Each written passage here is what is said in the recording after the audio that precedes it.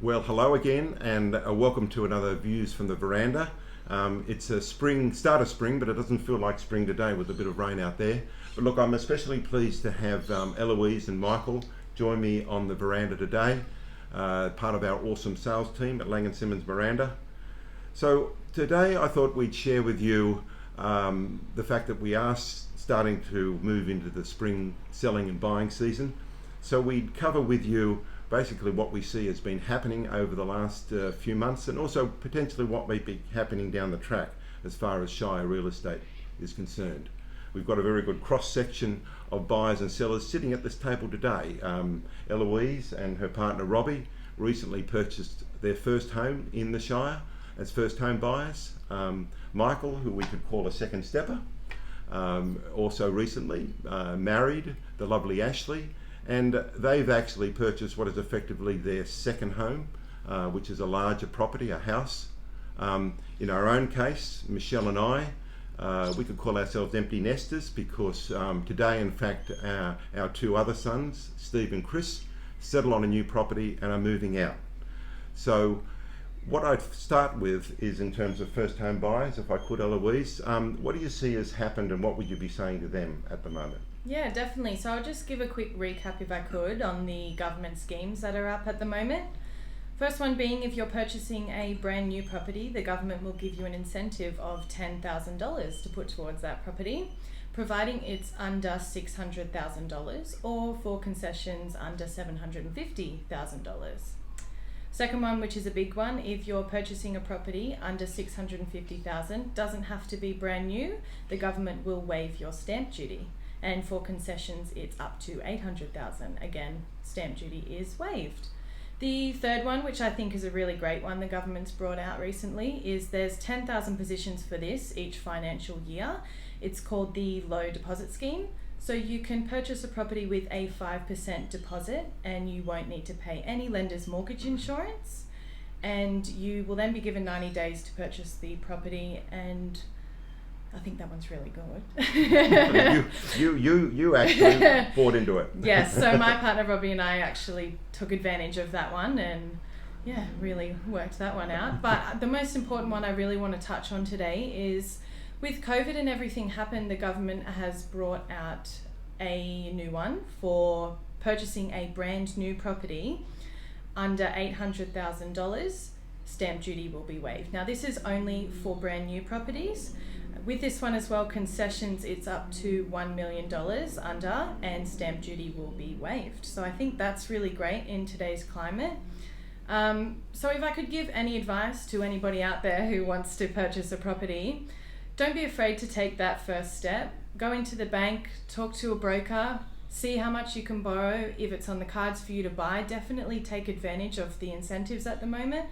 I mean, well, we're not traveling for a while, so why not put those holiday funds into property? That's what I say. No, that's really good advice. So thanks, Ellouise. That's all right. So look, Mike, I'm aware that you've actually gone and bought what would be effectively your second home, and also know that you're meeting a lot of buyers and sellers that are looking to make that transition, young families, young couples. So look, if I can just sort of ask you to sort of give your thoughts on what's been happening in that type of market. Yeah, absolutely. Probably a little bit of information that I'm going to start with is more along the lines of where we were at the start of the year to now. I know everyone's always talking a little bit speculative and trying to predict the market. In a nutshell, I'll probably talk more specifically about where we work, which is Veranda, but obviously, look, we work across all different suburbs, so we're always happy to offer our advice in that sort of sense. But more specifically, Veranda, in terms of the data that we've seen, is if we were looking at the first quarter of this year, January, February, March, it was a very busy year, and what we could have predicted would have been a very busy year continuing through. But January, February, March, clearance rate for auctions was at 80%. The median house price for homes was hovering somewhere around the 1.2 million in the Veranda suburb. Fast forward, we flashed through COVID, which is still going on, but surprise, surprise, the market isn't too bad for how we're traveling at the moment, and the numbers of buyers, in fact, that we're meeting. Basically, auction clearance rate has dropped slightly to 70%, and that average house price is now hovering somewhere around the 1.1 million. So basically, some of the valuers, in fact, that we're even meeting with day to day for the properties that we're selling, they're not seeing a great deal of difference from prices that were being achieved now, back dated 12 months ago. So I think the Australian market has fared quite well through COVID, and it's all quite promising. I think we're here to make it work, and it certainly is. Basically, the next step to all of this that I'd probably like to touch on is something that Ellouise said. Don't be afraid to do your homework.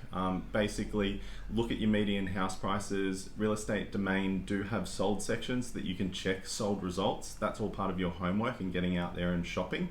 That then probably hinges on the fact of how you go about your negotiations and making offers on properties.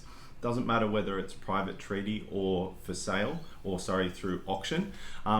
Always maybe think of prices in threes. There's basically the budget price that you would do absolute cartwheels if you bought the property for.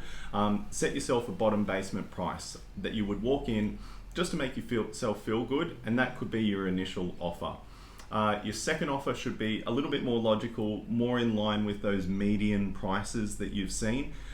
You can jump on, obviously it might be an older open house that you've been to or an old sold result. That'll be your logical median house price. So that could be your second offer that you consider to try and secure the property. Third one is always the emotional.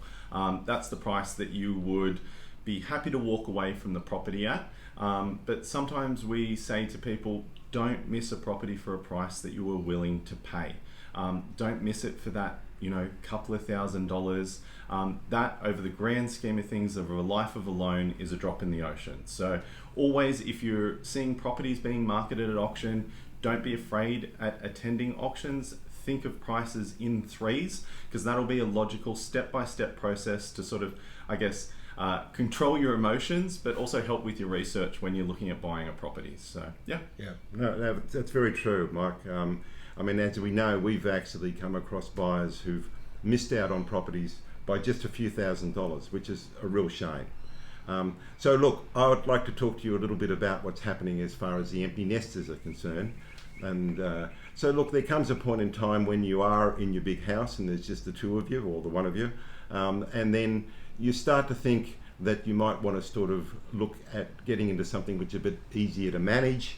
You might be looking to want to move closer to facilities or to the beach, say. And in that case, you might want to also put a bit of extra money into your pocket by selling your property and knowing that at some stage you could be stopping your income or stopping working. So what we found with empty nesters prior to COVID is that they were getting very good prices for their properties. It was great, but then all of a sudden COVID hit and everything went into a holding pattern. We then started to move back into a situation where prices, as Michael said, are actually looking quite good. But what we did find with a lot of savvy empty nesters and those people that we were able to give advice to were that a lot of them started to do projects on their home during lockdown, started to finish unfinished projects, started to prepare their properties for sale. So they're the properties that get the best possible prices. So whether getting a coat of paint, new carpet, through to kitchens and bathrooms, they do make a big impression when you're looking to actually, from a buyer's point of view, looking to purchase.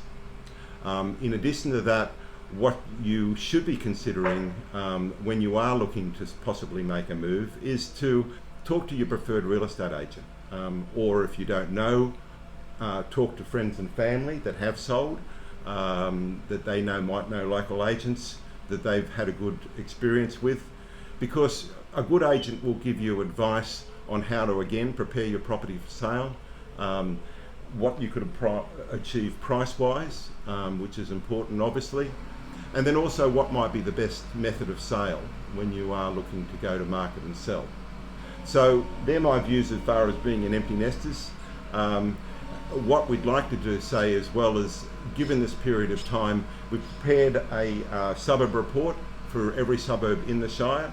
So that's what we call a real estate wrap. So if you contact us, message us at any time, we're happy to send that through, of course. But look, Next week, I might be talking about a different type of buyer, which is the investor that's out there at the moment. But until then, take care and look after each other. Thanks, Mike. Thanks, Ellouise. you. Sure. Thanks. Bye.